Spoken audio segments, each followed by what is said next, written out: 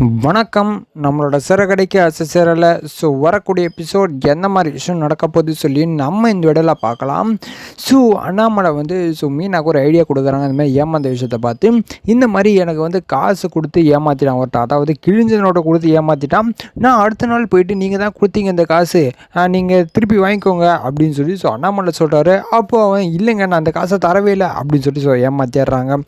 அப்போ அண்ணாமலை என்ன பண்ணுறாரு அப்படின்னு பார்த்தீங்கன்னா, காசோட காசாக வச்சு அடுத்த நாள் எடுத்துகிட்டு வந்து உள்ளே வச்சு கொடுத்துட்டாரு காசை. அவரும் வாங்கிட்டு ஓகேங்க கரெக்டாக இருக்குது அப்படின்னு சொல்லி அந்த காசை பக்கம் வாங்கிட்டாங்க.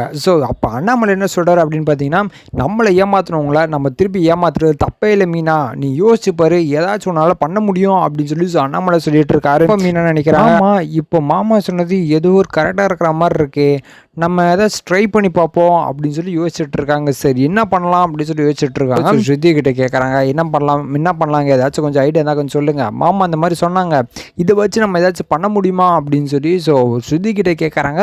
அப்போ ஸ்ருதி சொல்கிறாங்க, மீனா இது தானே மீனா, சப்ப மேட்ரு, நான் பார்த்துக்கிறேன் அப்படின்னு சொல்லி ஸ்ருதி சொல்கிறாங்க. சரின்னு சொல்லி என்ன பண்ணுறாங்க அப்படின்னு பார்த்தீங்கன்னா, அந்த ஈவெண்ட் கான்ட்ராக்டரை போயிட்டு கான்டாக்ட் பண்ணுறாங்க ஸ்ருதி. இந்த மாதிரி எங்கள் மண்டபத்தில் இந்த மாதிரி எல்லா டெக்கரேட்டும் பண்ணணும், அதாவது சாப்பாடு இந்த மாதிரி எல்லா விஷயத்தையும் நீங்கள் தான் பார்த்துக்கணும் அப்படின்னு சொல்லி ஸ்ருதி சொல்கிறாங்க. அப்போ அந்த டெக்கரேட் கான்ட்ராக்டர் ஓகே மேடம் ஒன்றும் பிரச்சனை நாங்கள் பண்ணிடலாம் அப்படின்னு சொல்லி சொல்கிறாங்க.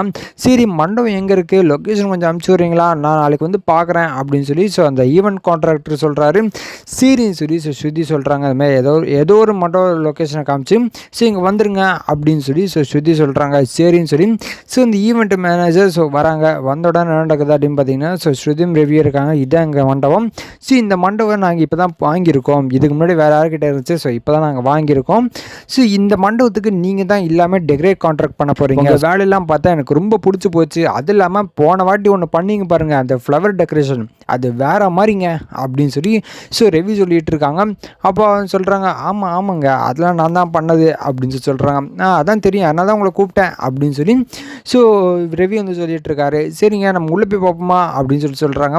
இல்லைங்க உள்ளெல்லாம் வேண்டாம், நம்ம இப்படியே வச்சு பேசி முடிச்சிருவோம், ஏன்னா உள்ள சில வேலைலாம் நடந்துகிட்ருக்கு, நம்ம பேசி முடிச்சிருவோம், ரேட்லாம் எவ்வளோ சொல்கிறீங்க அப்படின்னு சொல்லி ரெவி கேட்டுட்ருக்காரு. அப்போ ஈவெண்ட் மேனேஜர் அப்படிங்களா உள்ளே வேலை நடக்குதா, சரி நம்ம ரேட் இங்கே பேசிக்கலாம் அப்படின்னு சொல்லி ரேட்லாம் பேசுகிறாரு. அப்போ சுற்றி சொல்கிறாங்க, ஓகேங்க ரேட்லாம் ஓகே தான் இருக்குது, ஆனால் நீங்கள் ஒரு வேலை செய்யணும் அப்படின்னு சொல்லி சுற்றி சொல்கிறாங்க. அப்போ ஈவெண்ட் மேனேஜர் சொல்லுங்கள் மேடம் என்ன பண்ணணும் அப்படின்னு சொல்லி கேட்குறாங்க.